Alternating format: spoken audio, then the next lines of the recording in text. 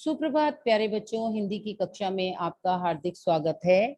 आज हिंदी की कक्षा में हम वाक्य के प्रश्न उत्तर पर चर्चा करेंगे। हमारा पहला प्रश्न है, रस्सी यहाँ पर किसके लिए प्रयुक्त हुआ है और वह कैसी है? तो रस्सी किसके लिए प्रयुक्त हुआ है बच्चों?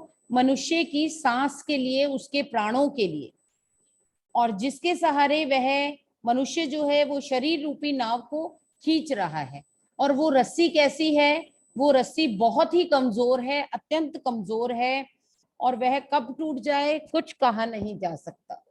ठीक है, तो रस्सी आपको बताया मैंने, हमारे सांसों की डोरी, हमारे प्राण, ठीक है, जिसको हमारा शरीर जो है वो नाव के रूप में खींच रहा है, और वो बहुत ही कमजोर है।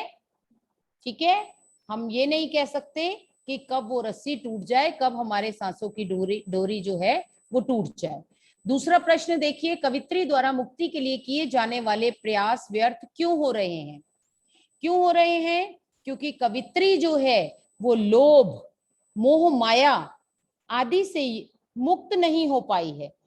वो मोह जाल में फंसी हुई है। मेरे बच्चे, मेरे पति, मेरा परिवार, मेरे माता पिता, ये मोह माया जाल है। ठीक है, तो कवित्री जो है लोभ, मोह, माया आदि से मुक्त नहीं हो पाई है। वह कोरी प्रभु भक्ति के सहारे भवसागर पार करना चाहती है। उसकी सांसों की डोर बहुत ही कमजोर है, इसलिए उसके द्वारा मुक्ति के लिए किए गए प्रयास जो हैं वो विफल हो रहे हैं, वो उसमें सफल नहीं हो पा रही। अगला प्रश्न देखिए, कवित्री का घर जाने की चाह से क्या तात्पर्य है? घर जाने की चाह से ऐसा मत सोचिएगा कि वो अपने घर जाना चाहती थी। घर जाने की चाह से तात्पर्य है इस भवसागर से मुक्ति पाकर अपने प्रभु की शरण में जाना। वह परमात्मा की शरण को ही अपना वास्तविक घर मानती है, और वो परमात्मा के पास जाने के लिए, मुक्ति के लिए प्रयास कर रही है, और उसी की आस में बैठी है, और उसी के लिए प्रयास कर रही है। चौथा प्रश्न देखिए, भाव स्पष्ट कीजिए। जेब टटोली कौड़ी न पाई, माझी को दूं क्या उतराई। इसका भाव क्या है? कवित्री ने अपना जीवन सांसारिक विषयों में फंसकर गवा दिया। संपूर्ण जीवन वो अपने मोह माया जाल में फंसी रही, अपने कामों में व्यस्त रही। ठीक है, उसने जीवन के अंतिम समय में अपने जीवन का लेखा जोखा देखा, अपना आत्म मूल्यांकन किया, तो उसने क्या पाया कि उसने सारा जीवन कुछ भी नहीं किया, कोई सदकर्म किया ही नहीं। तो जेब टटोली कौड़ी ना पाई, उसने कोई भी अच्छा काम नहीं किया, तो उस भक्ति के फलस्वरूप प्रभु को देने लायक उसके पास कुछ भी शेष नहीं बचा था। आगे देखिए, खा खाकर कुछ पाएगा नहीं, ना खाकर बनेगा अहंकारी। इस पंक्ति का भाव स्पष्ट करना है। इन पंक्तियों में कवित्री ने मनुष्य को सांसारिक भोग तथा त्याग के बीच का मध्यम मार्ग अपनाने की सलाह दी है कि विषय वासनाओं के अधिकाधिक भोग से कुछ मिलने वाला नहीं है। अगर हम भोग ही करते रहें तो उससे कुछ नहीं प्राप्त होगा, तथा भोगों से विमुक्ता एवं त्याग की भावना से मन में अहंकार पैदा हो जाएगा, और इसलिए कवित्री कहती है मध्यम मार्ग को अपनाओ। आगे देखिए, अगला प्रश्न हमारा, बंद द्वार की सांकल खोलने के लिए लल्लद ने क्या उपाय सुझाया है? लल्लद ने क्या कहा है कि खुलेगी सांकल बंद द्वार की। इसके लिए कब कब बंद द्वार की सांकल खुलेगी? उसके लिए उसने क्या कहा है कि मनुष्य को सांसारिक विषयों समखा तभी होगा संभावी, खुलेगी सांकल बंद द्वार की। ठीक है, तो इसमें कवित्री कैसे कह रही है कि बंद द्वार की सांकल कैसे खुलेगी? जब हम समान भाव रखेंगे तभी बंद द्वार जो है वो खुल पाएगा। ज्ञान का बंद द्वार, ज्ञान के चक्षु की बात की जा रही है यहाँ पर। मनुष्य को सांसारिक विषयों में ना अधिक लिप्त रहना चाहिए और ना इससे विमुख होना चाहिए। उसे बीच का रास्ता, संयम पूर्ण जीवन जीना चाहिए, बीच का रास्ता अपनाकर। और मनुष्य को प्राणियों को समान दृष्टि से, समान भाव से देखना चाहिए।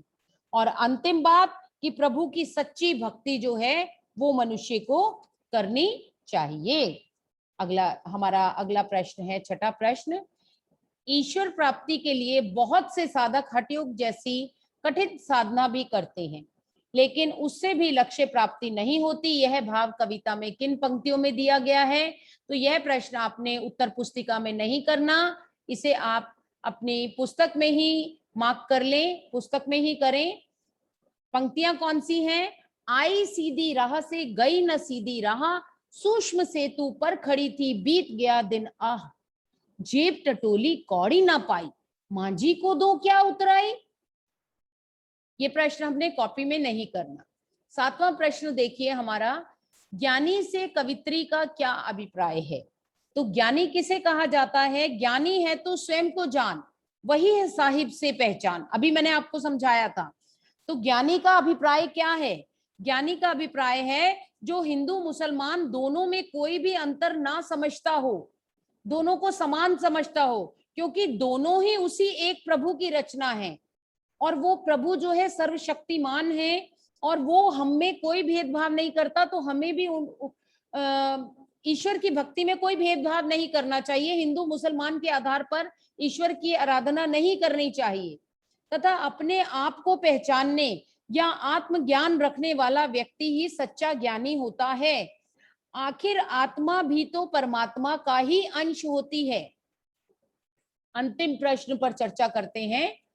हमारे संतों, भक्तों और महापुरुषों ने बार बार हमें चेताया है, सावधान किया है कि मनुष्यों में परस्पर किसी भी प्रकार का कोई भेदभाव नहीं होता, लेकिन आज भी हमारे समाज में भेदभाव दिखाई देता है। आपकी दृष्टि में इस कारण देश और समाज को क्या हानि उठानी पड़ रही है? चलिए इस पर चर्चा करते हैं। समाज का बंटवारा हो चुका है, एक वर्ग से दूसरे वर्ग के बीच पैदा हो गए हैं। भेदभाव के कारण समाज का उच्च वर्ग निम्न वर्ग को हीन समझने लगा है। त्योहारों के अवसर पर झगड़े होने लगे हैं।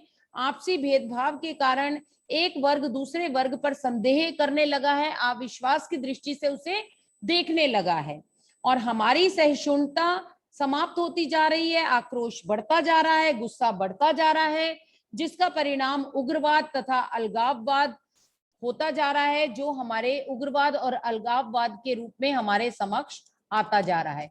अंतिम प्रश्न है 8वें का दूसरा भाग, कि आपसी भेदभाव को मिटाने के लिए हमें क्या करना चाहिए? सबसे पहले हमें क्या करना चाहिए? अपने नाम के आगे सरनेम लगाना छोड़ देना चाहिए। जब ये पता ही नहीं चलेगा कि किरण शर्मा, शर्मा यानी ब्राह्मण, ठीक है, तो किसी को पता ही नहीं चलेगा मेरी जाति का। सही कह रही हूं मैं? तो हम अपने नाम के आगे अगर जाति लगाएं ही ना, जब हम ये मान रहे हैं कि हम ईश्वर की संतान हैं, तो हम खाली नाम ही लिख लें, ठीक है। और क्या कर सकते हैं? कोई भी धर्म हो, कोई भी जाति हो, मैं अपना उपनाम हटा दूं, और अंतर जातीय विवाह को बढ़ावा दिया जाए। ऐसा नहीं है कि हिंदू का विवाह हिंदू में ही हो रहा है, मुसलमान का मतलब जाति के आधार पर कोई भेदभाव ना हो, ठीक है। और पाठ्यक्रम में समानता वाली बातों को बढ़ावा देने के लिए समानता वाली कहानियों को अपने पाठ्यक्रम में शामिल करना चाहिए। नौकरियों और सेवाओं में आरक्षण को हटा देना चाहिए। नौकरियां और सेवाएं हमारी योग्यता के आधार पर हमें मिलनी चाहिए। धार्मिकता, जातीयता, क्षेत्रीयता, भाषावाद, राजनीति के आधार पर जो राजनीति करते हैं उनका विरोध करना चाहिए। सभी के लिए शिक्षा एक समान व्यवस्था होनी चाहिए, ताकि युवा पीढ़ी के मन में ऊंच नीच का भेदभाव पैदा ना हो। तो बच्चों, यहाँ हमारे ये प्रश्नोत्तर समाप्त होते हैं। तो हमारा समय भी समाप्त हो चुका है, इसलिए आपसे अनुमति चाहेंगे। धन्यवाद।